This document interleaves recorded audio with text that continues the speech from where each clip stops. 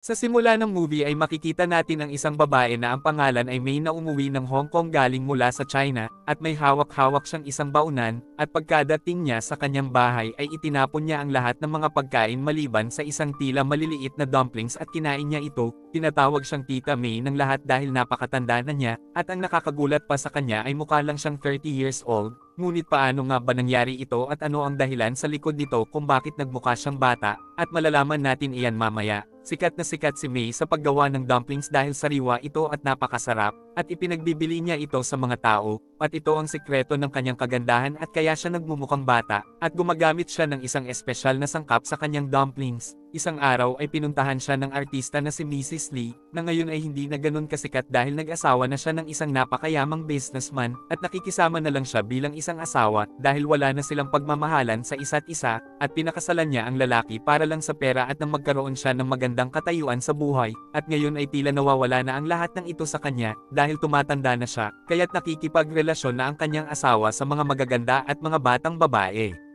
At dahil dito ay sobrang nalulungkot si Mrs. Lee, kaya't ngayon ay nagpunta siya kay Tita May, dahil nalaman niya na may magic ang mga ginagawang dumplings nito, na kung sino ang kumakain ng mga ito ay gumaganda at nagmumukhang batang muli. Ayaw niyang maniwala sa mga marites kaya't humingi siya ng pruweba kay Tita May, kaya't sinabi ni May na ano sa tingin mo ang edad ko, mga nasa 30 years old ka lang, pero ang edad ko ay mas higit pa dyan at hindi mo nahulaan ang edad ko, at ano pa bang pruweba ang gusto mo, at naglalagay nga pala ako ng isang espesyal na sangkap na may magic sa aking mga dumplings, na makakapagpaganda at makakapagpabate sa iyo, at kaya ako bumata at gumanda dahil sa pagkain ko ng mga ito, at kahit walang cream o lotion ay makakapagbigay ito ng magandang resulta sa iyo, kaya't dahil dito ay pumayag na si Mrs. Lee, pagkatapos ay isinerve na ni May ang niluto niyang dumplings. Nung una ay ayaw kainin ito ni Mrs. Lee, at nang maisip nito ang magiging resulta, sa wakas ay kinain na din niya ang mga ito, at naisip niya na ito na lang ang kanyang last option, at mula noon ay palagi na siyang kumakain ng mga dumplings ni May, at naisip niya na baka mga laman ng mga maliliit na hayop ang inilalagay ni May, ngunit binaliwala na lang niya ito dahil ang gusto lang naman niya ay ang resulta.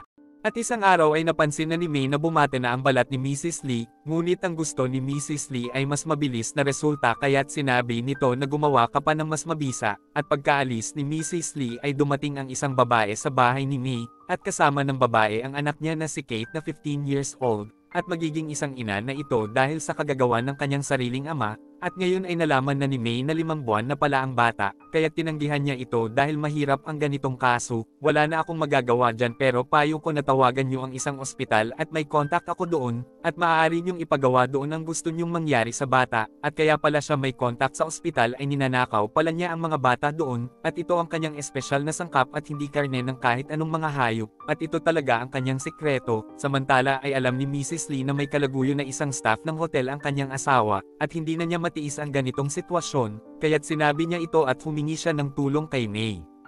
Ngunit tinawagan naman si May ng ina ni Kate dahil lumalala na ang kondisyon ni Kate, at kinabukasan ay pinapunta niya sila Kate sa kanyang bahay, at pinaanak niya ito nang wala man lang gamot dahil mawawala ang bisa ng bata, kaya't sobrang nahirapan si Kate sa panganganak, at makikitang napangisi si May nang makita niya na napakalusog ng bata, dahil ito talaga ang kanyang kailangan upang maibalik ang kabataan ni Mrs. Lee. At dahil napakabisa nito ay magmumukhang bata kaagad si Mrs. Lee, kinabukasan ay nagpunta na si Mrs. Lee sa kanyang bahay, at inilabas na niya ang ipinanganak ni Kate upang ihalo sa kanyang dumplings. At pagsilip ni Mrs. Lee sa kusina ay nakita nito na inihahanda na ni May ang laman upang magiling ito ng pino, kaya't laking takot ni Mrs. Lee nang makita niya ito, at agad siyang nagtatakbo palabas at nagsusuka, at naisip niya na matagal ko na palang kinakain iyon, ngunit naisip niya ang tungkol sa kanyang asawa at ang kanyang sarili, na mas mahalaga ang kagandahan at itsura sa kanya, kesa naman iwanan siya ng kanyang asawa. At pagkatapos ay bumalik na siya ulit kay May, kung saan ay inilagay na ni May ang laman sa ginagawa niyang dumplings, at inihain na niya ito kay Mrs. Lee. At habang iniisip ni Mrs. Lee ang magiging resulta ay enjoy na niyang kinakain ito.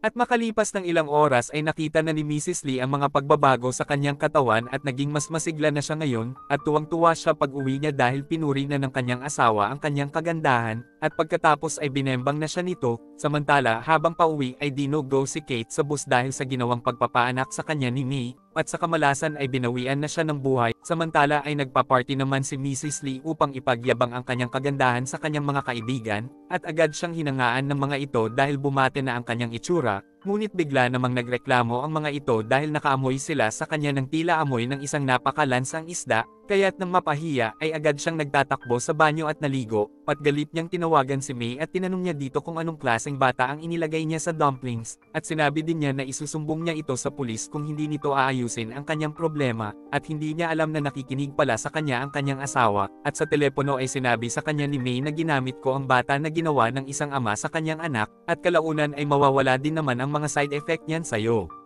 Kinagabihan ay nagpunta si Mr. Lee kila May upang tanungin ang tungkol sa ilegal na business nito, at sinabi ni May na may tindahan lang siya ng dumplings, at pagkatapos ay inihain na niya ito kay Mr. Lee, at makikitang kaagad na itong kinain ni Mr. Lee, at nang makita ni May na may gusto sa kanya si Mr. Lee ay inakit na niya ito, at pagkatapos ay inamin niya na 60 years old na siya at kaya siya mukhang bata ay dahil sa kanyang mga dumplings. At pagkakain ni Mr. Lee ng dumplings ay binembang siya nito, ngunit bigla siyang tinawagan ni Mrs. Lee na pilit siyang pinagagawa ng mas marami pang mga dumplings, ngunit hindi naman niya pinansin ang pakiusap nito at nakipagbembongan na siya kay Mr. Lee.